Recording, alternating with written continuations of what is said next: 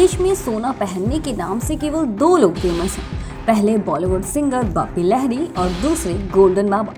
बापी लहरी तो केवल सोने की चेन पहना करते हैं, लेकिन अगर गोल्डन बाबा की बात की जाए तो उनकी तो बात ही निराली थी। लोग 1 किलो सोना पहनकर चलने से भी डरते हैं, लेकिन गोल्डन बाबा तो 20 किलो सोना पहनकर चलते थे। लेकिन उन्हें इस बात का जरा भी डर नहीं था कि कहीं वो सोना कोई उनसे लूट न ले।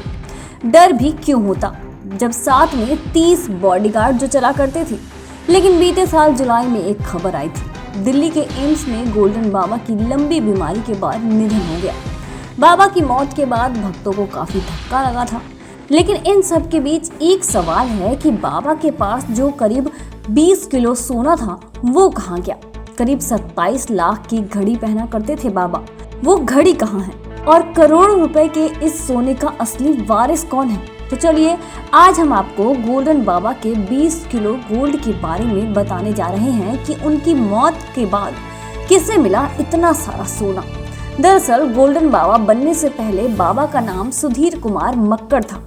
यूपी के गाजियाबाद के रहने वाले सुधीर कुमार मक्कड़ 70 के दशक में पूर्वी दिल्ली के हिस्ट्री शीटर थे, लेकिन बाद में एक दर्जी के तौर पर काम करने लगे। ये काम उन्हें ज्यादा पसंद नहीं आया और एक दिन अचानक सुधीर कुमार गायब हो गए और हरिद्वार जाकर फूल और पूजा का सामान बेचने लगे।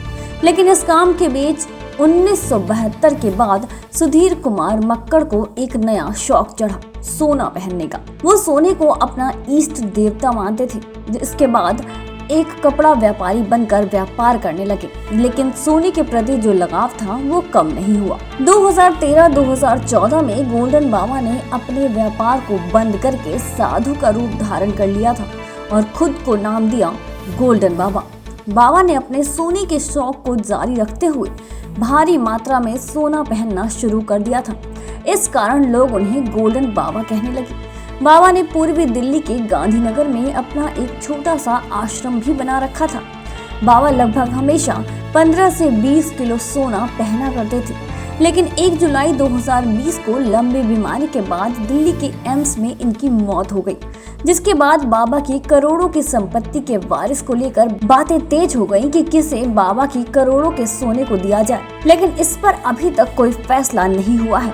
इस पर अब भी बहस जारी है। फिलहाल उनके आश्रम के ट्रस्ट के पास बाबा की संपत्ति की ताकत तो है, लेकिन तब भी उस संपत्ति को इस्तेमाल करने की ताकत ट्रस्ट के पास नहीं है। हालांकि बाबा ने ये भी कहा था कि वो अपने सबसे चहेते शिष्य को अपनी संपत्ति देंगे, जो कि लगभग 150 करोड़ की संपत्ति है। फिलहाल केवल गोल्डन बाबा की संपत्ति की देखरेख की जा रही है। ये किसे दिया जाएगा और कब, अभी इसके बारे में कुछ भी तय नहीं किया गया है। अब देखना यह है कि गोल्डन बाबा की करोड़ों की संपत्ति किसके हाथों में लगती है। आप देख रहे हैं नेट्रिक न्यूज, साहस सच कहने का।